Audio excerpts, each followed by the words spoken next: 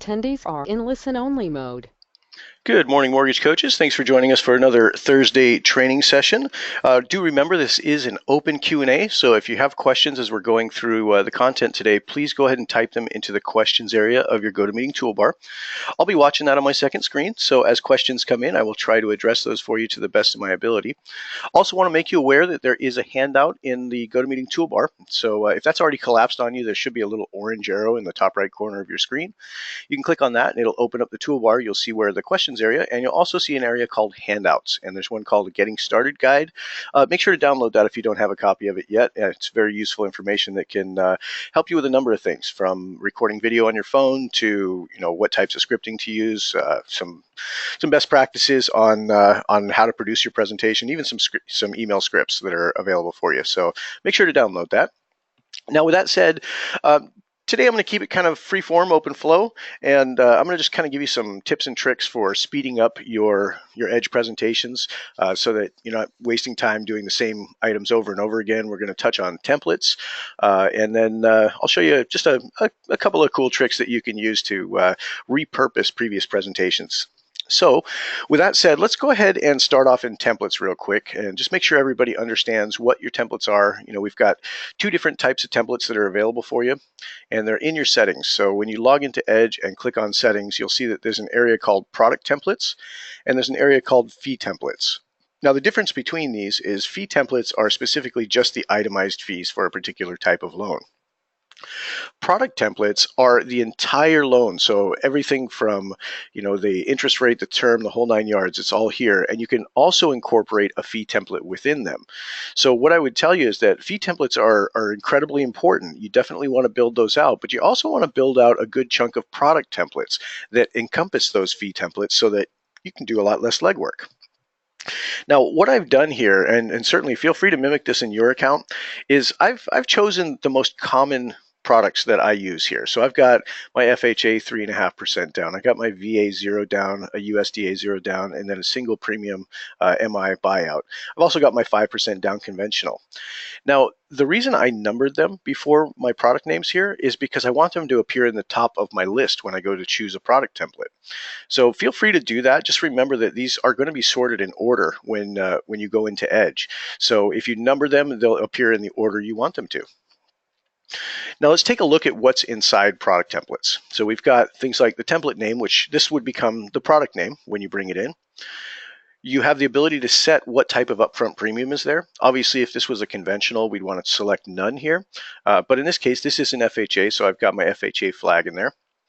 You can set your down payment, your prepaid interest days. Oftentimes I see people leave the rate field empty, and that's quite all right.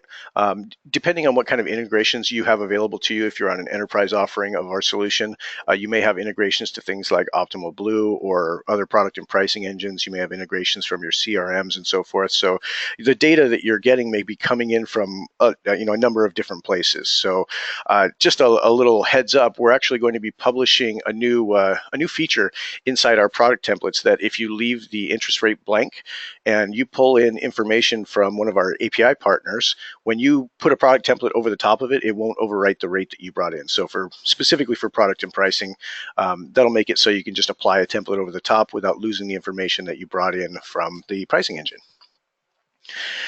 Now we've got the term, which remember, term is always in months. So if you ever have an astronomically high payment on one of your products, it's probably because you've got the term in years instead of months. So that would be the number one thing to check out.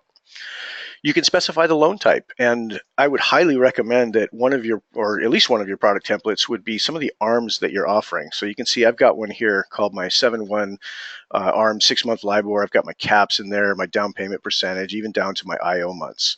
And the reason I named it so verbosely here is because I want to have different variations of different ARMs I produce, because I got to tell you, the ARM details, that's the one thing when you're first learning how to use the software that becomes a little bit tedious for you, because I'll show you in here, when you click on ARM details, you have to have things like the first adjustment cap, the first adjustment month, periodic cap, how often does it adjust, what's the max rate. All of these things you can check your rate sheet for, but you certainly don't want to have to do that every time. So I would encourage you to build out some ARM templates so that when you pull this data in, it's already populated for you. Now you also have closing costs, and you can see right here, these are grayed out. And the reason they're grayed out is because I've applied a closing cost template to it. So using this closing detail button, you can see this actually takes you to the itemization for this particular template. Once that's applied to the template, these fields get grayed out because they're pulling information in directly from your itemization. Now, if you don't choose to associate an itemization, these fields would be open, and you can just use ballpark figures here. And it's perfectly acceptable depending on how you're going to use these templates. I would say that you're always better off going with the V itemization just because it's a little bit more transparent, and it's going to match more closely to what your loan estimate is when you do get that out to your client. And then at the very bottom here, you have the ability to specify the number of reserves that you want for this. So for instance, if I want 3 months of hazard insurance reserves and I want, let's say, 4 months of property tax reserves, I can store those in this template here. Now, notice there's no save button anywhere in here. The reason is every time you change from one template to another, it saves your data. So if I go back into this template now, just having clicked off it and then back on, my reserves are in there and they're set now. I don't have to worry about it. Now I showed you the closing cost details where you can set the itemization that belongs to this product template, but there's also the monthly costs. So things like your hazard insurance factors, property tax, mortgage insurance, you want to make sure that you've got these set in there. So for instance, my hazard insurance, I use percentages on these because it just makes it easier. But mortgage insurance, these are dependent on guidelines, especially when you're looking at an FHA or something like that. So that's going to help you save some time as well. Now let's take a look at how to use these. So if I go in and create a new client, and I'm going to call this one template test, and then I get straight over to my products here. When I want to create a new product, I could certainly input all this from scratch. But what I would tell you is that with a product template, you're going to save yourself a lot of work. So let's say I want to use that 7-1 ARM template. I'm going to use add product from template, and then I'm going to scroll down until I find that 7-1 ARM, and there it is. And then all I need to do is specify a purchase price here, because the purchase price obviously is going to change with different options. So let's say it's $250. Edge automatically calculates based on that down payment percentage I had in my template. It brought in the rate that I had on that template, but I could certainly change that at any time. And this one is actually a 10-year IO, so I might want to put that. It brought in my term for me and my loan type. It also brought in my IO months, so I don't have to worry about that. Now this is the critical part. It brought in all my adjustments. I don't have to do any work there. I've even got a custom scenario that I had set up here. By default, Edge will make this a worst case scenario. And if you want to see what the differences are between worst, best, and custom, we change the verbiage here down at the bottom based on what you choose. So for instance, worst case, that means at the first adjustment point, this loan is going to adjust up to the max it can. That's 2% up. And then each period, it's going to continue adjusting at the periodic cap until it reaches the max rate. Now what that means is that a majority of the payments on this loan will be at the max rate. This is going to show a pretty high APR. So you have also the option of, instead of choosing worst, you can choose best case. Now best case is a little different. It's also unrealistic like the worst case is. But best case assumes that at the first adjustment month that it drops down to index plus margin. And then it does not adjust from there on out. So it stays at the lowest potential rate it could be for the life of the loan. Again, not very realistic, but when you look at your loan origination systems, that's how the loan origination system is calculating the APR. It's not calculating any future adjustments at all. So you'll find that oftentimes your APR, when you produce your estimates, your APR on an ARM might be lower than the note rate, depending on how much closing costs you have and so forth. But it could very well be lower than the note rate in a lot of cases. If you want your presentation to match what the APR is in your origination system, you can choose best case. Now, what I would tell you though is I would only choose best case when I'm doing an open house presentation. And the reason for that, the open house presentation doesn't have any future casting at all. It's simply a comparison of payments and showing property details. So in that case, I would definitely choose best case so that my APR looks exactly like what my customer is going to expect on the loan estimate. Now, with that being said, when I'm doing a total cost analysis, I like to either show both a best and worst or show a custom case. Now, in this case, what I've done is my custom case says at month 84, it's going to adjust up 2%. And you can see that's what the rate's going to be. And then I might add some adjustments down the line. Now, this one is a 6-month LIBOR, so it could adjust every 6 months, but I'm not going to say that it's going to. And the reason is I don't think that's realistic. If you look at traditional index rates over time, for the last 6 years, they've been flat. They really haven't been moving at all. And if you'd like to see a little bit of a representation of this, go to mortgage-x.com. This is one of my favorite sites for checking out what the index values have been doing. But if you click on LIBOR, for instance, you actually get a graphic that shows you what they've been doing. And since right about 2010, index values have been flatlined. I mean, they really haven't moved a lot. So this is I'm pretty comfortable in saying that if I'm looking at a 7-year prediction going forward for right now, it's going to be fixed for the 7 years. And then after that point, I really don't see any major movement coming up, because all this movement here, that was the crash. That's when mortgages imploded. So unless we see another major implosion like that, I really don't see a whole lot of movement coming. Now, of course, nobody has a crystal ball on this. So anytime you're having this conversation with your client, feel free to use supporting data like this so they can see what's been going on. And we can see what the historic trend has been for these different index values. And when I'm showing this to a client, I'm going to indicate something like, my first one is 84, but then my second adjustment, I'm going to wait till the 10-year point. And maybe I'll bring it up another point. And then I'll add one much farther down the line, say maybe 180, and then maybe bring it up another point. And then I'm not going to go much higher than that. I don't think a max rate is going to get higher than that. I don't think this is going to get up to the 9% max rate that the loan program could potentially do. So I like using kind of a middle ground between best and worst case when I'm doing my rate adjustments here. Now, because I used that product template and it had a fee template attached, it brought in all my itemized fees all the way down to my prepaid escrows, so my hazard insurance reserves, my tax reserves, everything's already in there. All I would need to plug in really is my earnest money and any points I would need to charge. And then owner's and lender's title, because those can change. I've got some static figures in here, but those really do change on a case-by-case basis. So you can certainly use estimates here for your templates. But when you do start getting closer to closing the loan transaction, you probably want to come back in here and update these so they're more realistic fees. Now, again, another part of that template I brought in was that it brought in my variables, my factors for hazard insurance and property tax, so it automatically calculated what those should be as a dollar amount. And then it brought in my mortgage insurance factor, so it calculated out my monthly MI. Now, this is a conventional loan, so I obviously didn't check this Calc MI balance box in my template.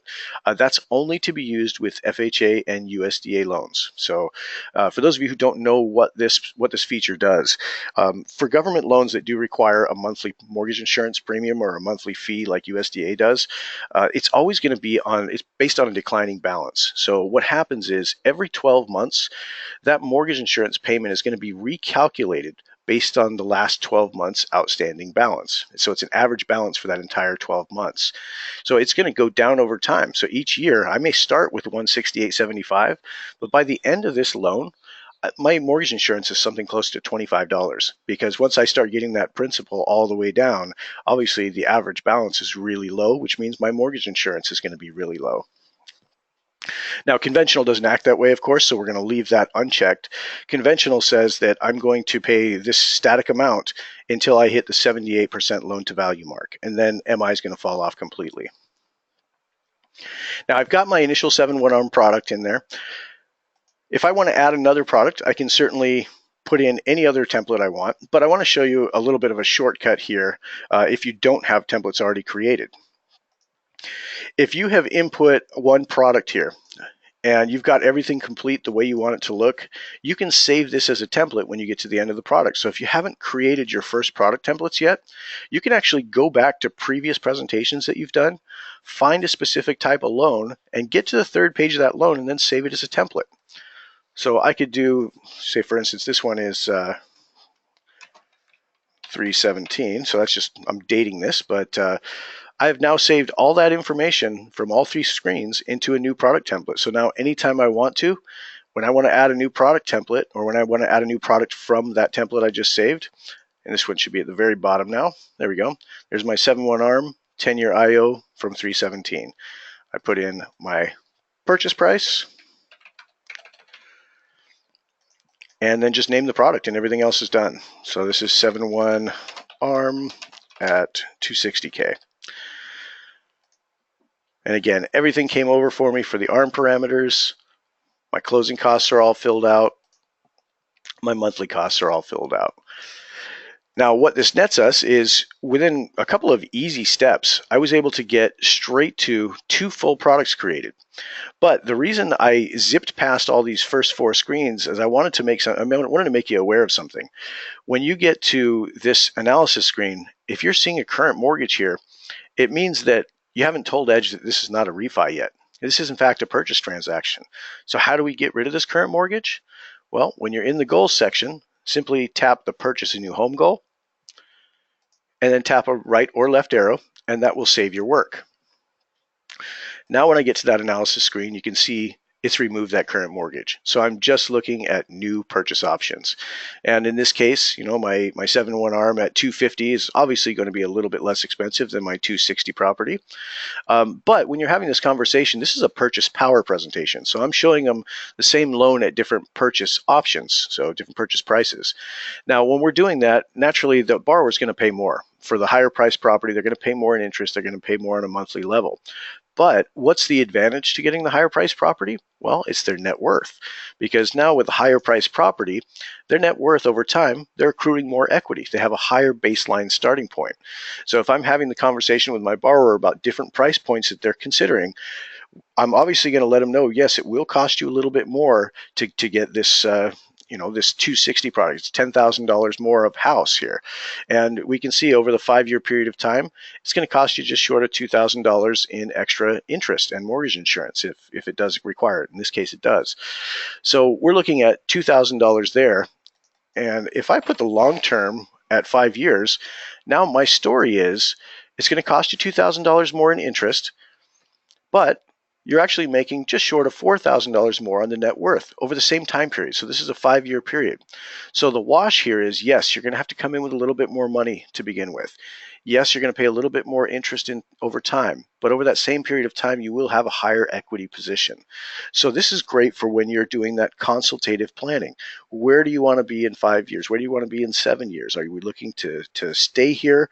Are we looking to raise grandkids in this house? Or is this something that we're using it as a stepping stone so we can potentially do a move-up buyer type of situation later down the line? All right, so I don't see any questions in the box yet. I'm hoping to get some here in just a couple of minutes because I want to make sure that I'm addressing your specific needs and showing you the scenarios you want to see. So please do type those into the questions area and I'll try and address those for you. Now, let's also look at fee templates. So we talked about product templates. Those are kind of the all-encompassing template that have everything in it. But what if you just want to use a fee template? So I'm going to start a brand new product. And now, hopefully you're all aware of the copy from button. The copy from button allows you to copy from any other product on this presentation. So very important. It saves you a lot of time. In this case, what if I want to show a fixed loan? I'm probably not going to use the copy from button because I don't want all the ARM parameters and all that business in there. I could and then simply change the loan type back to fixed, but I'm going to kind of do this one from scratch because I want you to see what the use case is for just using a fee template versus using an entire product template. So this one's just going to be a 30 fixed at 250K. And I'll use the same equity position, down payment position here. And let's say that I can get them 3.75, 30-year term. Now, when I get over to my closing cost details, obviously these are empty right now. So this is where I would want to apply a fee template. And you can do that by going into closing cost details. And if you've already got fee templates built in, they'll be here in this drop-down box. If you don't have fee templates built yet, this is a great opportunity to build one. And I would encourage you, build your fee templates first, then build your product templates and incorporate those fee templates into them. The easy way to do it is grab one of your fee worksheets from one of the past loans that you've closed recently. So in this case, this is just a conventional. So I'd want to go find a conventional 10% down that I've closed within the last few months so I can see what kind of pricing structure I had on that, what kind of fees were involved. And then all I'm going to do is I'm going to simply just add fee over and over and over again. I'm going to start at the top and just start assigning the fees based on that fee worksheet. So I've got an appraisal. I have a credit report. I've got lender's title. Got owner's title. Oops. There we go. I've got my loan origination. I'm going to have things like a notary fee. I might have a courier fee of some kind. Maybe other types of closing fees. And it looks like I don't have courier fee in here. But there we go, deed recording fee, and I might have a couple of others that are going to apply here. Now, if you don't find the fee you're looking for in the list here, you can always create a custom fee. So for instance, that courier fee I just mentioned that I didn't see in the list, I can simply hit add custom fee, call this courier fee, and that would be an APR. And then once I do that, it's going to be in my drop down from then on out. So you can see it's at the bottom right now, but when I go to a new product, it'll sort this with the rest of them, so it'll be under the C's like it's supposed to be. You only have to add a custom fee once, and then it's always going to be in your drop down list here from there going forward. Then all you're going to do is you're going to go in and assign the dollar amounts. So for instance, my appraisal was $650. My credit report was $35. Lender's title, let's say, was let's say it's 0.2. And then owner's title, let's say 0.3, and that would be paid by the seller. Loan origination, 1%. Notary fee, probably $100. Deed recording fee, let's say 75. And courier fee, there's another 75. Now, the next step here is determine who's going to pay them. And all of these ones, with the exception of the owner's title, were borrower paid fees, so I'm going to leave those ones alone. But certainly if you have a credit that's available because they chose a rate that's higher than par and you're able to give them a contribution, you can certainly mark these fees if you wanted to. If you wanted to do a lender contribution, you can mark them as paid by lender. So for instance, maybe I want to subsidize these fees using that rate credit I got for them. Now we'll need to specify which ones are APR and which ones are not. Now this one is kind of tough sometimes because I know as originators we don't necessarily see this flag on our fees. Now the easy way to find out is in our help menu, and I'll go over to that in just a second here. When you click on help inside Edge, it's going to take you over to our, let's see, mortgagecoach.zendesk.com. This is going to take you directly to our support center. Now, if you want to know which fees are part of the APR and which ones aren't, just type in APR. And then let's do APR fees, actually. And there it is at the very top. Which fees should be included in the APR? And this just gives you a general breakdown. You know, you've got the ones that are always included in APR. You've got ones that are sometimes included. And then you got the ones that are definitely not APR fees. So this will be a good guideline for you to determine which ones are and aren't. Certainly, if you have a fee that's not on this list, you might want to check with your lock desk, find out if it's an APR fee. But outside of that, once you've got that nailed down, you want to just check the boxes next to the ones that you know are in fact APR fees. Now, the add to loan checkbox, what this is for is this is mainly for refinances. This will actually increase the amount financed by the amount of the fees. So your loan is covering the fees versus they're having to come in at close with these fees. Purchases usually don't do that. So when I'm creating my product templates, if I'm doing purchase templates, I'm going to leave these unchecked. When I'm doing a refi template, I might actually apply all the fees to the loan. That way, as I'm going through, I know that whatever fees I'm adding on there are automatically going to be tacked on top of the loan.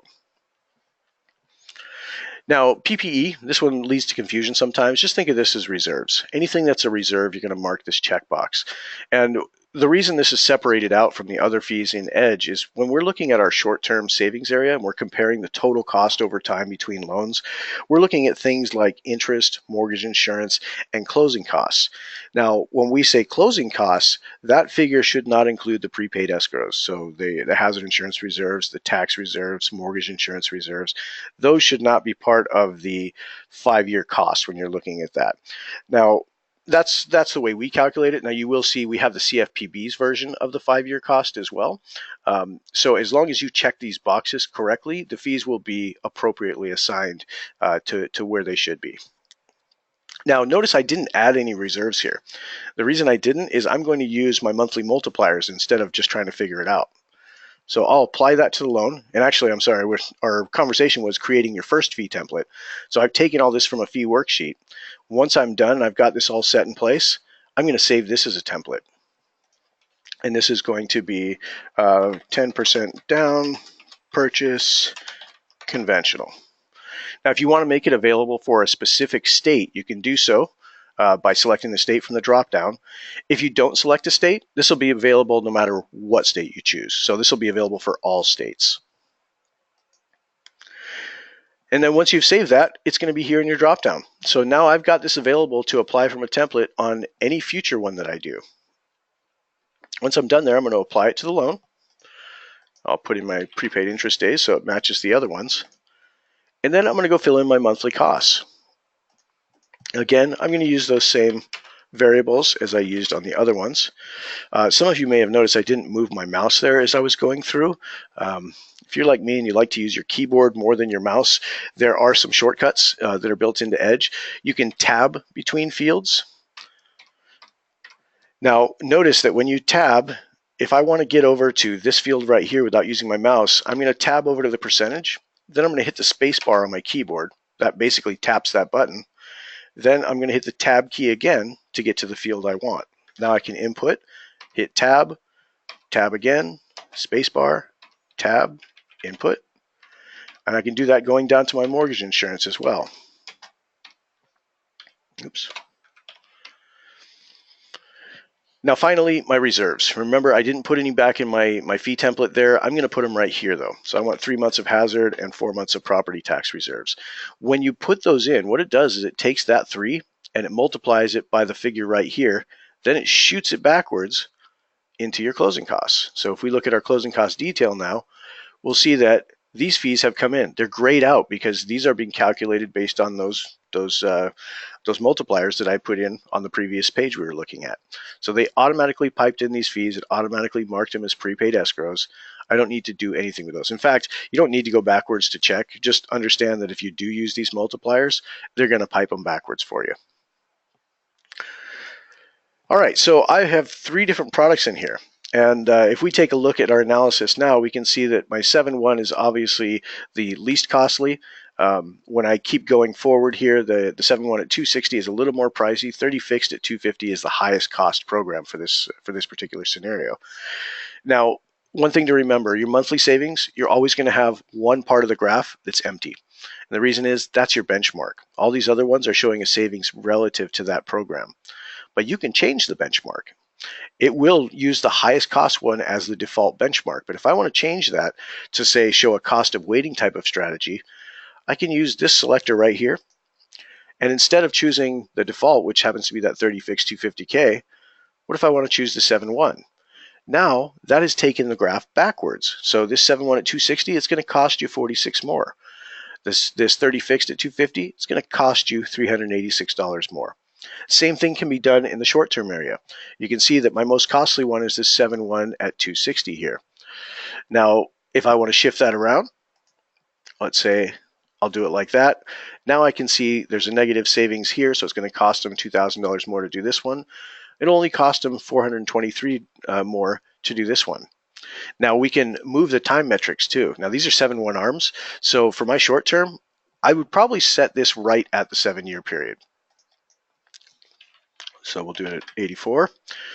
And you can see during the fixed period, when we're comparing the performance of each of these loans, my 30-year fixed actually saves money. Even though it's costing them more money on the monthly level, they're not paying nearly as much interest because this is obviously, we're doing a fixed loan at a full AM. These guys are IO, so that's why they're not paying as much. They're not paying any principal during this fixed period, and they're going to recast. So part of when you're telling the story with your client and they're looking at your presentation, remember you can adjust these variables on the fly. So if they're looking at your presentation on their browser or in their mobile device, you can come back in here and make adjustments to this. Let's say we want to look at it at the 120-month period of time. As soon as you hit the right arrow or the left arrow, that triggers a save inside Edge. And what that does is it immediately updates the client's version of your presentation. So they'll see that 120 mark. You want to look at the long term, maybe take it out for the life of the loan. Again, as soon as you hit that save button, it's automatically adjusted the client's version of this presentation. All right, so let's look at some other quick tips and tricks. Oh, here's one that's very important, and everybody should know how to do this, and that's the copy analysis. Oftentimes you're doing the same types of presentations for different people. You're comparing the same kind of options. You've got an FHA versus a conventional, or you've got a cost of waiting presentation that you keep putting out over and over again for different borrowers. So there's no need to recreate the wheel every single time. You can simply copy the entire presentation. So for instance, let's go back and find one that I would repurpose. So there we go. There's a cost of waiting presentation that I did for a specific client. This one, in fact, I did for our marketing team. So if I want to send this same type of presentation out to a different client, but I don't want to affect the original one I did, all I have to do is go to my analysis screen here, hit copy analysis, and then I'm going to copy it over to a new client. Now, the current client is actually, I should let you know what that does too. When you copy it under a current client, that's for when you want to do multiple presentations for a single client.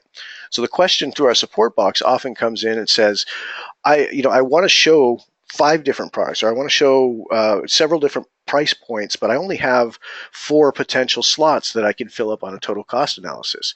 So how do I give my client 2 different presentations without having to redo all the work? Well, this is how you would do it. You would select current client. It'll bring in that client's contact information. It'll bring in all the loans that you created on that initial one, and you can simply change the new copy, generate a link, and it'll be a separate link from the original that you created. So now you have 2 presentations for that client that can have totally different loan products on them. So that's how you would get around the limitation of 4 products.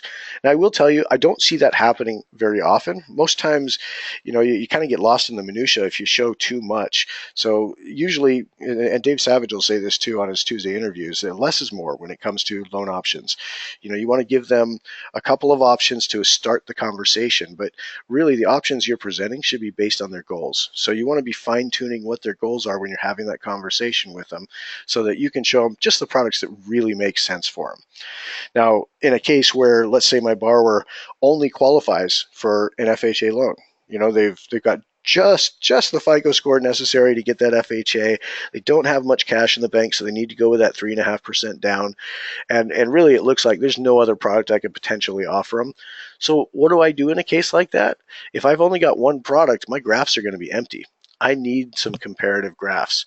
So what I would do is show them that FHA product, and then copy that product to the second slot and show them what would happen if they devoted an extra $100 a month going towards their principal reduction. Show them how much faster they could pay off the loan. It's not even a choice anymore at that point. They're really going to go with the FHA, but you're giving them another option to pay off their loan faster. You're starting the wheels turning on mortgage management versus I need a mortgage to get into this house. It's now the conversation is I'm getting a mortgage. Now, how do I use this to my benefit going forward, whether it's paying it off faster or whether it's accruing equity? In either case, they're huge points for a first-time home buyer that they may not even consider when they're going out in the foray to look at the house. All right, but I digress. Let's get back over to the copy. So I have this great cost of waiting analysis that I've sent out to a specific client, or I posted on Facebook or wherever I put this. It's got a specific link tied to it.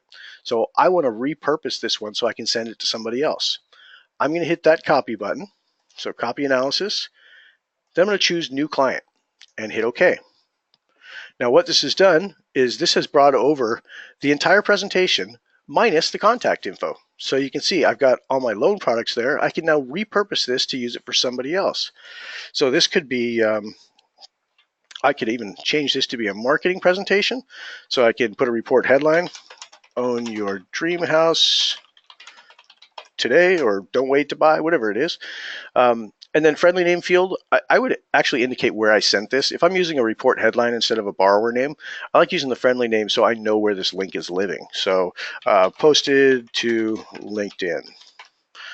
And of course, the reason for that is as I'm starting to get click-throughs on that presentation, when I get the alerts, I'm not going to know if I don't do something like this, I'm not going to know where I posted that. It could be one of 25 different reports that have the same headline, but I would only know where it was actually posted if I actually filled something in the friendly name field. Now, part of doing that copy is it brought over the goals. I don't have to worry about those. It brought over the purchase price. And then as we get into products, it brought over the 4 products that I had built. If you've never seen a cost of waiting presentation, it's pretty straightforward. You're showing them, here's what your financing looks like right now if you chose to buy. And then you're using the same program. And you can do up to 4 cases like I've done here. I see a lot of people just doing 2 different scenarios, so buy now and worst case scenario. And this is just one of those presentations to get somebody off the fence. For somebody who's considering, well, should I continue renting or not? You probably want to start with the rent versus own presentation so they can see the impact of money that they're throwing away on rent versus potential equity growth with a new house, wealth management with a new house.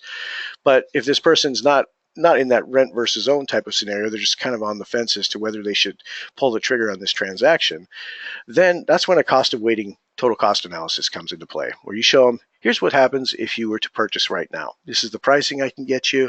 This is what it's going to cost.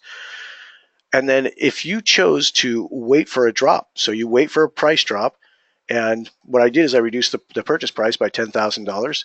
But in that same period of time waiting for a price drop, rates could potentially go up. So I boosted my rate here. If they did that, obviously it's going to cost them a little bit more per month. Now the third case is what happens if they waited for that drop and the price drop didn't happen. But in that time they waited, rates went up. The fourth option is worst case. They waited for that price drop. Instead of getting a price drop, the price went up. We're looking at a bidding war now. And in that time period, rate went up. So worst case scenario, everything went bad for the client who waited too long. Excuse me. But you can do as many or as little as you want on this. So if I was to go and look at the preview of this presentation,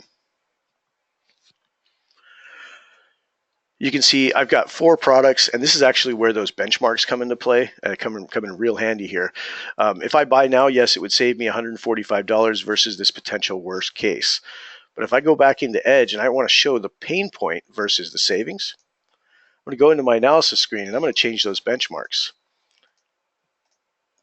And then as soon as I hit that right arrow, if I jump back over to my analysis, this is going to update in a second, and it's going to invert the graphs for me. So my conversation changes from Mr. Borrower, it's going to, you're looking at $145 savings for buying now, to, that was perfect timing, look at that. The conversation changes to, well, if you buy now, you're in the best position possible. If you wait for a drop and rates go up, it could cost you $34 more. If you wait and the drop doesn't happen and rates go up, it's going to cost you $90 more. If you wait and the worst case happens, it's going to cost you $145 more. And then the same conversation happens over the short term. If you wait, it's just going to continue costing you more depending on how bad the case gets. Now, like I said, you can show any or all of these. So if you've built a presentation that has 4 options on it and you've spoken to your client and maybe 2 of the options don't make sense, you can't delete the products, but what you can do is in your presentation screen, when you go to select report, you can uncheck the ones you don't want.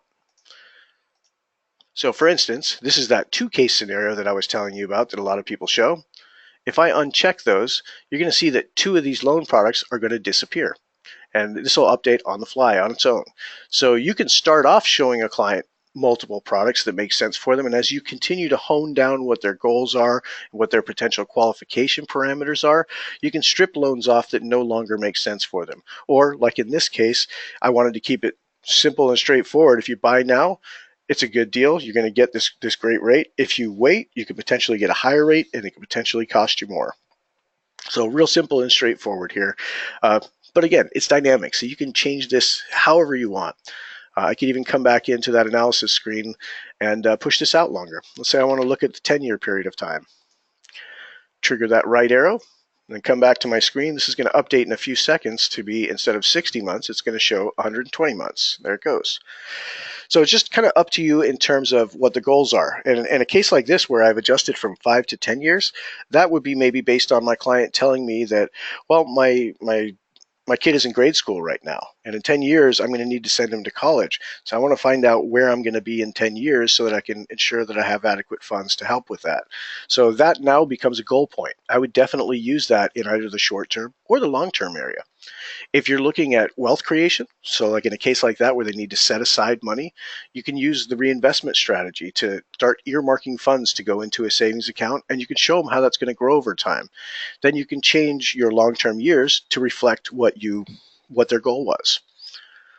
So that brings me to another topic. Since we don't have any questions yet, come on, guys. I know you've got questions. You can't all be masters of the software. Help me out here. All right. So as we continue forward, then I'm going to touch on something that kind of talked about a little bit, but this is excuse me. This is the adjust reinvestment strategy. Now, remember I said if you've only got one loan to show somebody, just show them the same loan with a different type of investment strategy attached to it as the second one. This is where you can go in and tailor that. So you can see here in the top area, we can earmark principal reduction payments. So that's just a payment every month for extra principal to knock down their loan. And if we were to put something in here, you can see I'll put $100 in there. When I tab off that field, it's going to adjust my freedom point accordingly. So you can see that actually reduced my freedom point to 25 years. That's where I'll have it paid off. And in this case, let's say I wanted to show them 150. That knocks it down to 22.75, and so on and so forth. So you can see where that's going. Now, what if the conversation isn't early payoff? What if the conversation is using your mortgage as a wealth vehicle? Well, in that case, we're going to keep the mortgage. We're not going to pay it off. Instead, we're going to put funds in an alternate account. Let's say I've got a financial planner that says he can give me a portfolio with a 3% rate of return, and I'm going to put that $100 a month straight into that portfolio. At the 15-year point, I will have built $22,500 by just socking that money away and getting the growth opportunity from that portfolio. Now, this 15 years that it's showing right here, this is your long-term year point. So if you need to adjust that, you can come in here and let's say I want them to see what it's going to be at in 10 years because that was our conversation.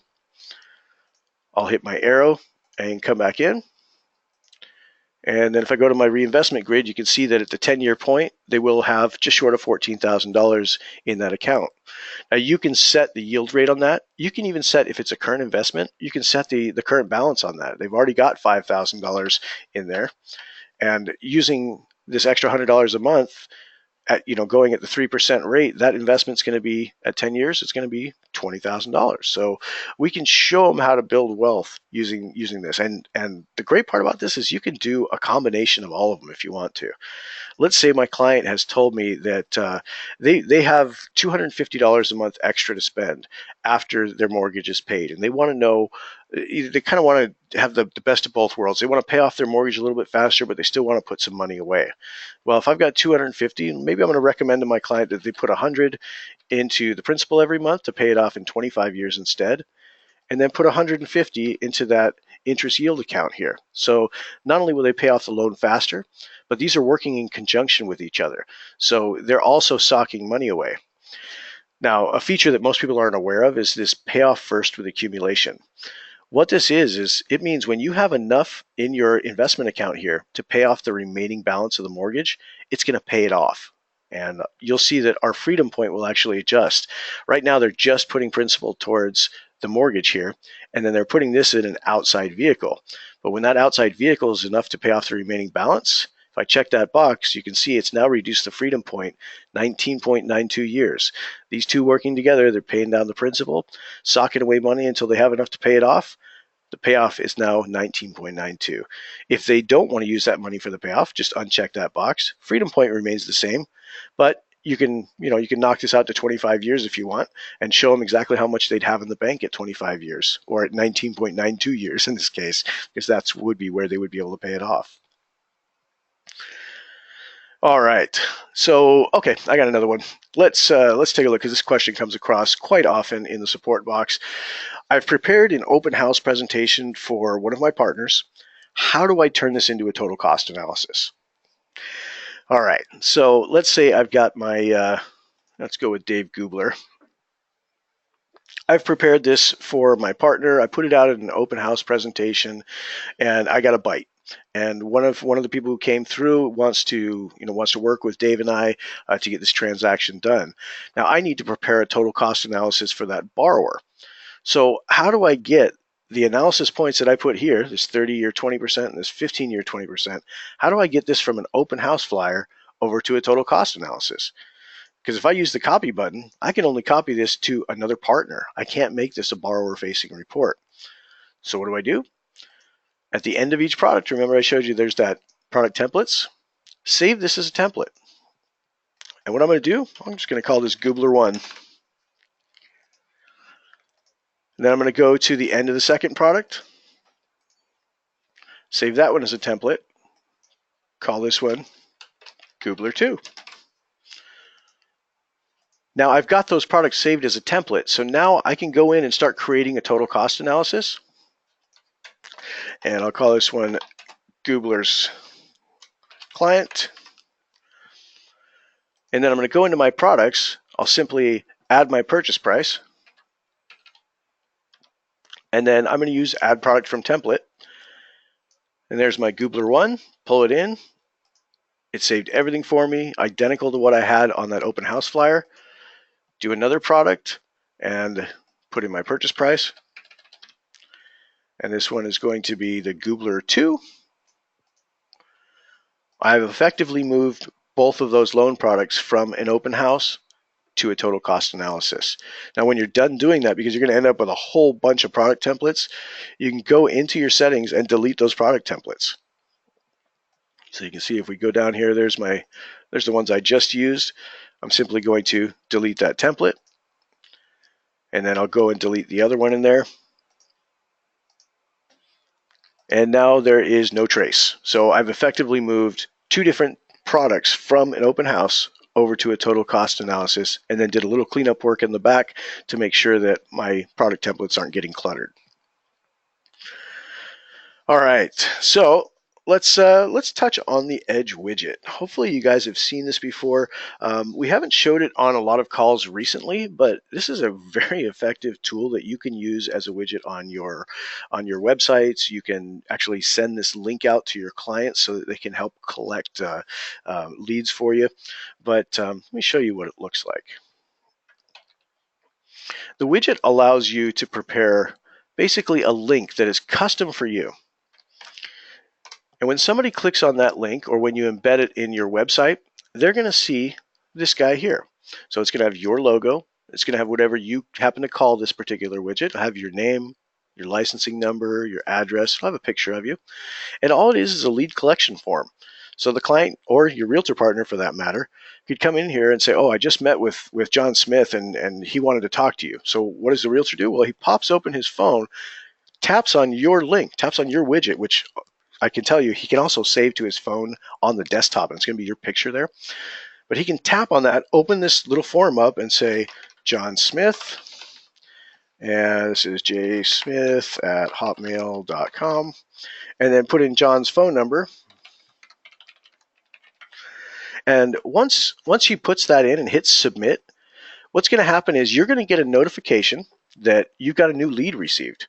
So you'll see here, it tells the partner or the client, whoever's filling this out, thanks, we'll be in contact with you shortly. But what's happened here is you'll get an alert through your rate watch that tells you that this guy's in there.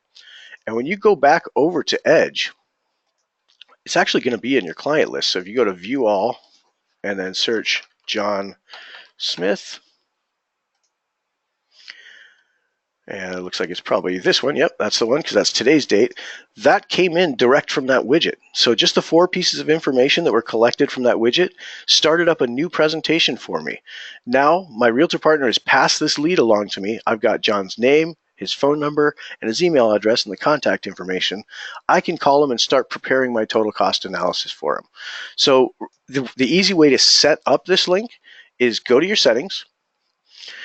Now, if your button here is not lit up like this, meaning it's grayed out, it means you're missing a critical piece of information that the widget requires.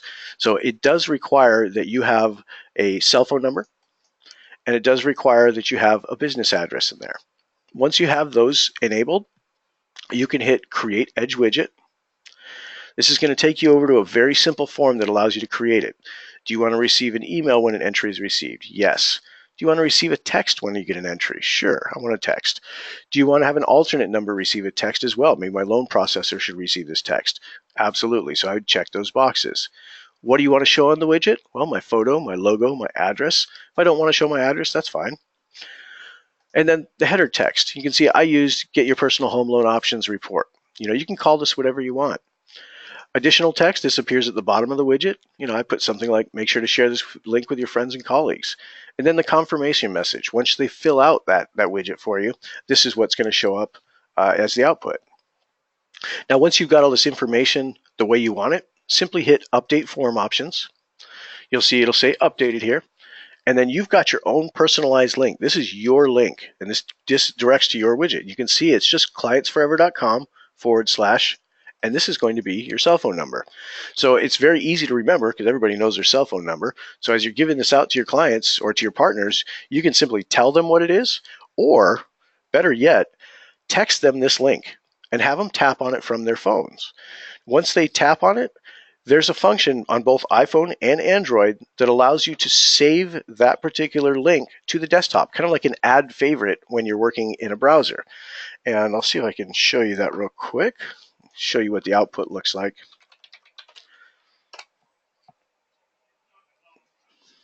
Just going to try and bring up my phone real quick so you guys can see it on the screen.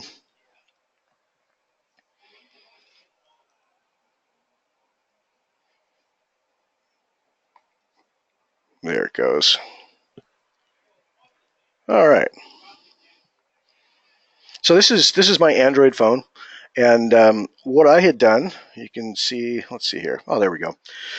So this is actually from this widget. What I had done is I actually tapped on the link that I sent myself. It opened up this website. So same widget we saw in the browser. It's on my phone, and then all you have to do is up at the very top here. You see these little 3 dots.